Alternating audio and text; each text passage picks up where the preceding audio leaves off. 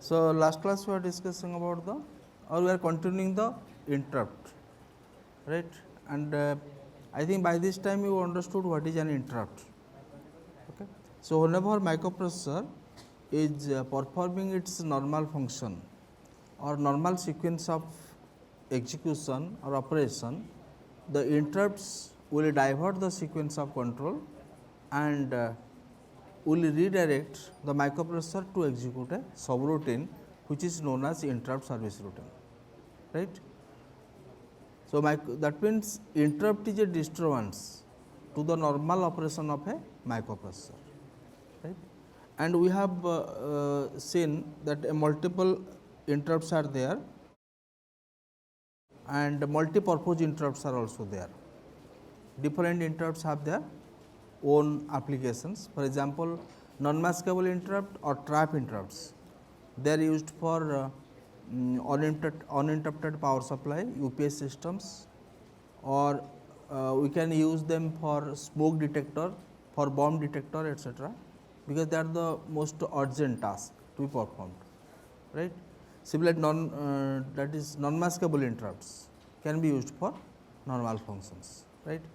So, we can mask the interrupts and we can see the status of interrupts also, whether the status is pending or it is being serviced or it is a requesting, because at any point of time an interrupt may arrive at microprocessor 8085 or any microprocessor, that is the interrupt request, and at any point of time the interrupt can be serviced by the microprocessor or it can be pending, right. So, they are the various status of the interrupts, but how to know what is the status of the interrupts, or particular for a particular interrupt whether it is being serviced or masked or ignored or it is pending, how to know it, right. For knowing the status of various types of interrupt, we have few instructions.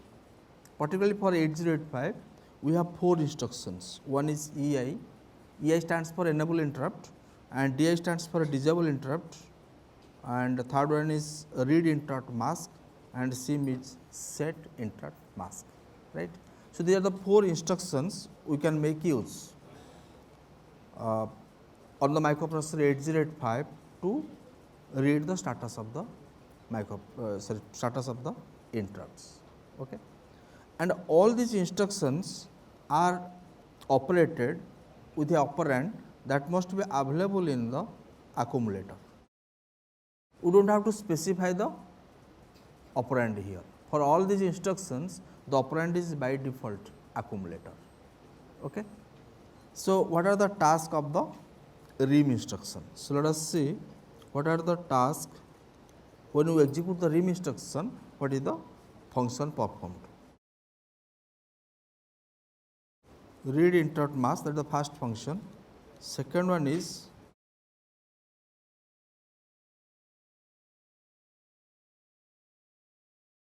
so these are the 3 tasks of the RIM instruction, or in other words, if you execute RIM instruction, these 3 tasks are performed. Read interrupt mask, you can know what is the status of the interrupts, first one. Second, you can know the pending status of the interrupts also, and by the same instruction you can transfer the data bitwise, or the serial data transmission is possible using RIM instructions, or in other words RIM and SIM instructions are performing 2 operations. It is showing the status of the interrupts, and at the same time it will be also showing how the data transfer is going on. Serial data transfer, parallel data transfer, it is performed using a data bus, right. Okay. Similarly, what is the task of SIM instruction?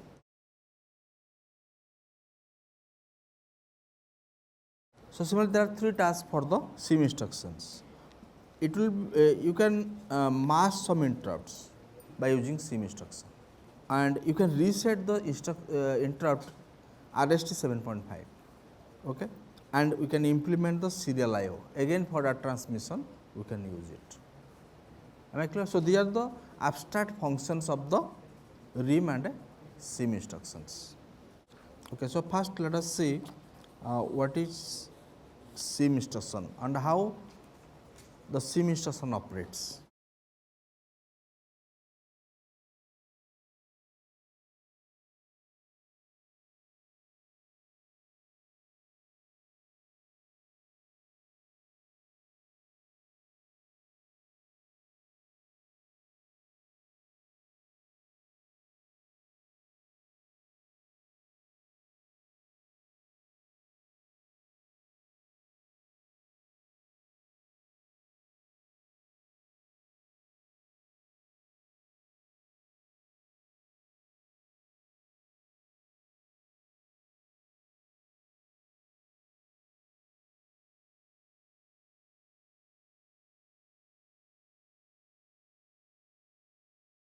So, this is the SIM instruction.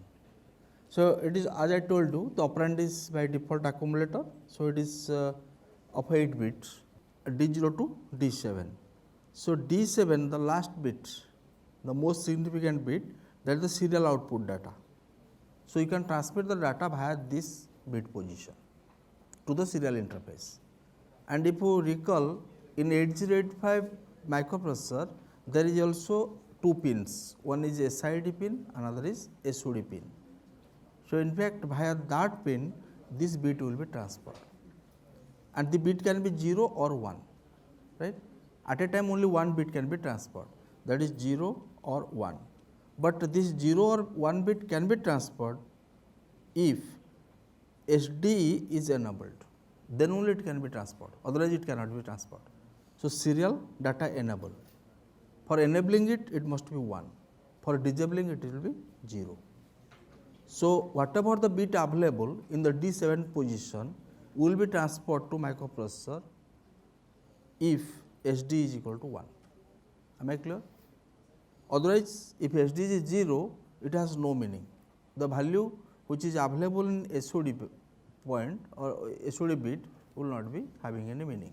It will not be transferred. Am I clear? So, this D6 and D7 is very clear, and D5 it is just to make it 1 byte. They have kept this bit position, otherwise it has no use in this design, because always you will consider a byte form. The accumulator contents are 1 byte, and data also we always interpret in terms of byte. Therefore, 1 bit position is wasted, you can say, right. So, it is do not care condition you can say, or it is not used in this particular design. Then D4 bit is 7.5 to reset interrupt 7.5. If it is 1, then RST 7.5 is not allowed, right. And similarly, the remaining 4 bits are something related to masking, because masking is one of the important operation of a microprocessor or of the SIM instruction, right. So, this 7.5 and 6.5, 5.5, they are same as RST 7.5, RST 6.5 and RST 5.5, and these interrupts will be masked if MSC is 1. MSC stands for mask set enable. If it is 1, this will be masked, and if it is 0, then D0 to D2 are ignored. That means it has no function. Only when MSC bit is 1, then there will be a meaning of these 3 bits. These 3 bits are associated with this bit. Okay. So, M7.5, 6.5, 5.5, suppose you want to mask a particular interrupt 6.5, then this bit will be 1 and the remaining 2 bits will be 0. And if you want to mask 2 bits, similarly suppose 6.5 and 5.5, you can make these 2 bits 0, 0, and this bit will be 1. Am I clear? So, by using this, we can mask a particular interrupt or we can unmask an interrupt. And the set interrupt mask means, first you have to load this, first you have to find out a value according to this 8 bit format, then load into the accumulator, then execute SIM instruction. These 3 steps if you do, then interrupt status will be reflected on microprocessor 8085. Am I clear? So, this is about the set interrupt mask. We can set the status of interrupts using the SIM instruction. and operand is the accumulator. And if we are not only we are concerned about the interrupt, not about the that transfer, then these 2 bits can be ignored. To ignore this, SD must be 0, because at a time only one operation can be performed. Either interrupts will be serviced or the data can be transferred, not at the same time. Therefore, whenever you write the program, you have to be very careful that both SD and this interrupts should not be enabled at the same time, because at a time only one operation a microprocessor can perform, right. And whenever it is used for data transfer, that time all the interrupts can be masked, can be ignored. Is it okay? So, you have to choose depending on the function, you have to choose this 8 bit. And once you form an 8 bit data, depending upon the requirement, load into the accumulator simply by using the instruction move immediate a the data, then write the instruction sim, only 2 instructions. And once the sim is executed, whatever you have written in the accumulator, that will be configured, and accordingly 8085 will process the requests, interrupt request or the transfer request, right. So, this is the sim instruction. Similarly, we can write the similar kind of format for rim instruction.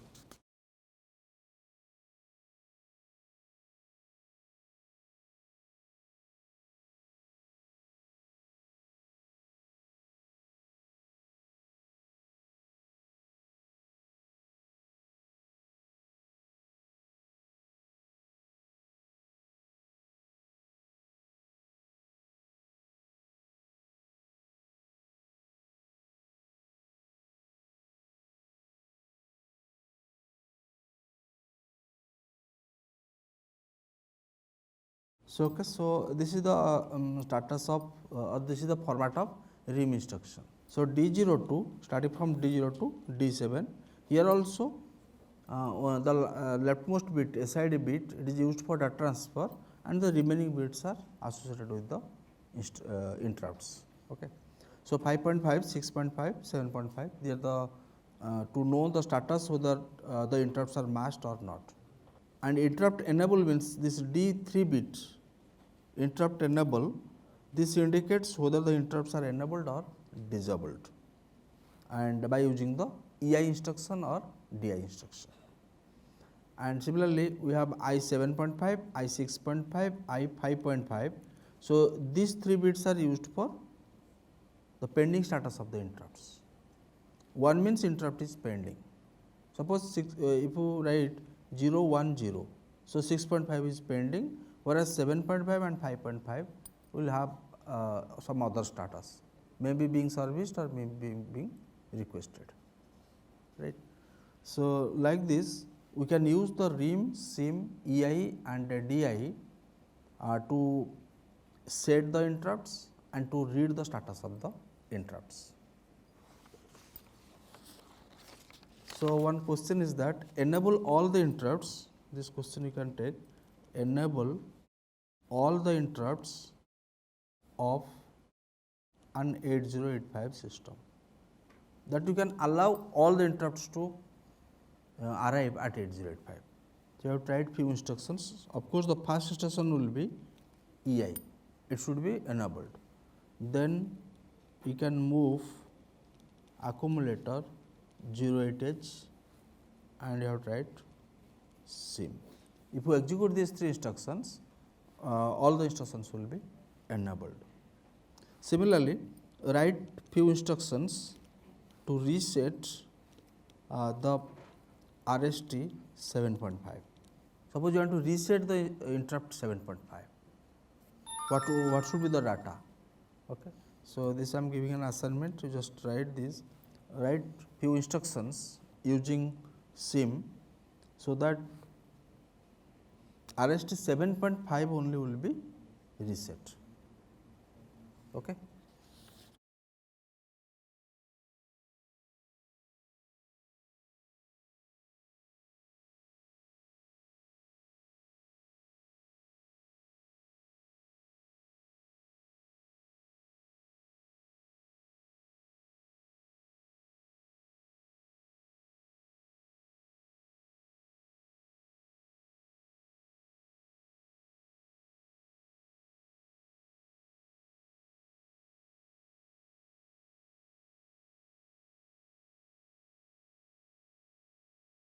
Suppose consider this circuit that causes an RST4 instruction whose opcode is E7.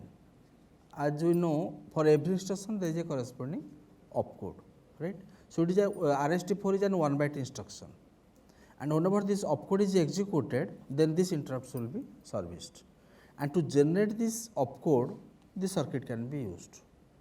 So, this circuit is used, and this side you can see that 8085 microprocessor is there, and there is 8 bit address data, the multiplexed address and data bus AD0 to AD7, and these symbols indicates that these are simply buffers, 1 bit buffer, right. It can store either 1 or 0, and if you ground these connections, this will indicate 0, and if you connect it to plus 5 volt DC, this will indicate 1. As you see, they are all connected to plus 5 volt DC, only 2 pins or 2 lines are grounded, zeros, right. So, if you find this value, it is coming E7, and which is nothing but the opcode. So, this is you can send hardware to generate the opcode for interrupt RST4, right, and once this E7 is generated, that means we are executing RST4 by microprocessor 8085. So, via this address or data bus, it will reach to the microprocessor 8085 whenever the RST4 interrupt arrives to the microprocessor, right. So, arrival of an interrupt means executing the corresponding opcode for that interrupt, and once the opcode is executed, then RST4 is executed, and this will cause the initiation of corresponding interrupt service routine, which is associated with RST4. As I already have told you, for every interrupt there is an interrupt service routine, and which is stored at a fixed location, and I think I have given you formula how to find out this address. So, once RST4 is executed, the corresponding ISR will be initiated, provided this interrupt is not ignored and it is allowed by the microprocessor, right. And once this starting address is known, it can begin its execution starting from this address. And starting address, it is that particular formula is also computed internally by the microprocessor to find out the starting address. And once the starting address is known, to execute the interrupt service routine, what you have to do? You have to load the starting address to program counter. So, program counter is loaded with 0020H, and this is the reason why the previous value of a PC should be saved into the stack, because main program will be running on the microprocessor 8085, right. So, once the PC status is changed to 0020, and we know that wherever the program counter points, the execution begins from that place, and the sequence of operation of interrupt service routine will be executed, and the last instruction of the interrupt service routine will be an return instruction. And with the help of return instruction, again we can restore the previous content of the program counter to resume the main operations or the normal operations of the microprocessor. Am I clear? Similarly, you can draw the circuit diagram for RST1, RST2, the remaining interrupt instructions. And these features are from this it is clear that these interrupt, the opcodes are generated within the microprocessor by means of hardware, right. But this can be also done by software by using firmware or hardware programming, but for 8085 to make the design simplified, so these circuits can be used, right. And do not confuse with this in an inverter. This is a single, we can say tri-state buffer. You know what is a tri-state buffer? It can store either 1 or 0 with an enabling logic, right. 3 states 0, 1, and there is an enabling logic to allow to store the data into the buffer. Okay.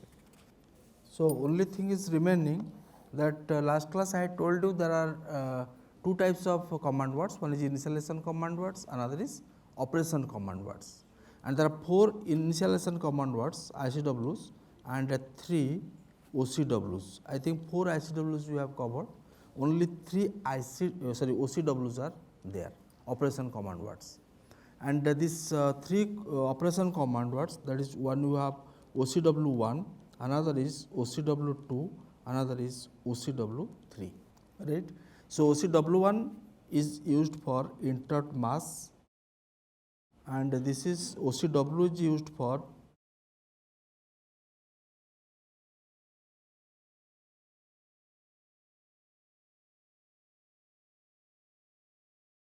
or in other words, I think I had given you 12 different types of modes that 8259 can operate. One is fully nested mode, end of interrupt, automatic rotation mode, automatic end of interrupt mode. Like this, there are 12 different modes that 8259 can work. And to program this 12 interrupt modes, we can use OCW2. And OCW1 is only used for the masking. Suppose you want to mask any interrupt, then we can use the OCW1 with the help of 8259. And that RIM, SIM, EI, DI, whatever I told you, that is directly with respect to 8085 microprocessor. Whether you use 8259 or not, that will not matter. But if you are using 8259, then you have to use OCW1 for masking purposes. And to support 8 different interrupts, there are 8-bit positions in the accumulator. And each position, if you want to mask it, make it 1. If you want to unmask that particular interrupt, make it 0. And that is all about the OCW1. So, OCW1 is comparatively simple. That an 8-bit accumulator content corresponding to each and every 8 interrupts of 8259. Okay. And OCW, it selects how the end of interrupt procedure works. In fact, this OCW2 is again another of 8-bit, and out of that 8-bit, bit number D5, D6 and D7. Bit number 5, 6, 7, that will give you a 3-bit combination. If you use 3-bit, then you can have 8 combinations, and these 8 combinations are concerned with 8 out of the 12 modes of the interrupts, because out of 12 modes, 8 modes are covered using these 3 bits, and the remaining are directly covered. That you can see in the book, the format is given, and corresponding to each combination, there is a mode attached. Is it okay? So, this is about OCW2, and similarly OCW3, it is used for another 2 modes. That is, one is enable special mask mode, that is another mode, and another is SMM, special mask mode. Okay, so one is used for masking, that is enabling the masking, another is disabling, right. So, OCW is used for, that means to cover all the 12 modes of interrupts, we are using OCW1, OCW2 and OCW3, including the masking status, pending status or priority level changing, etc. Because at any point of time, you can mask some interrupt, or you can check the pending status of the interrupt, or the arrival of the interrupt, and the interrupt is being serviced, and different modes of the interrupt. These things are reflected using OCW1, OCW2 and OCW3, right. So, okay, so then I think 8259 and all interrupt structure of concern with 8085 is over. Only things you have to see what is the interrupt structure of 8086, right.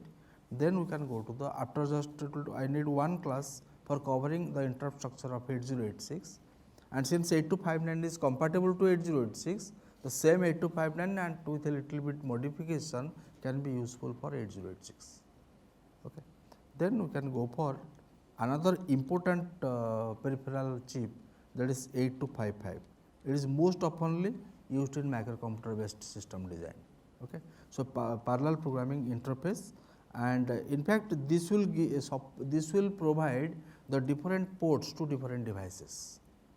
The various input and output peripheral devices are used in a computer system, and this 8255 chip will give the dynamic port address to various devices, and how to program it, how to program 8255 so that we can assign the particular port address to these peripheral devices, right.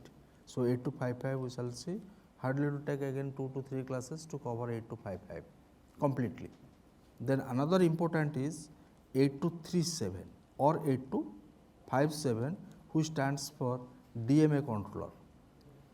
DMA controller means direct memory access controller, without involving the CPU how to transfer the data directly from IO devices to memory under the control of DMA controller.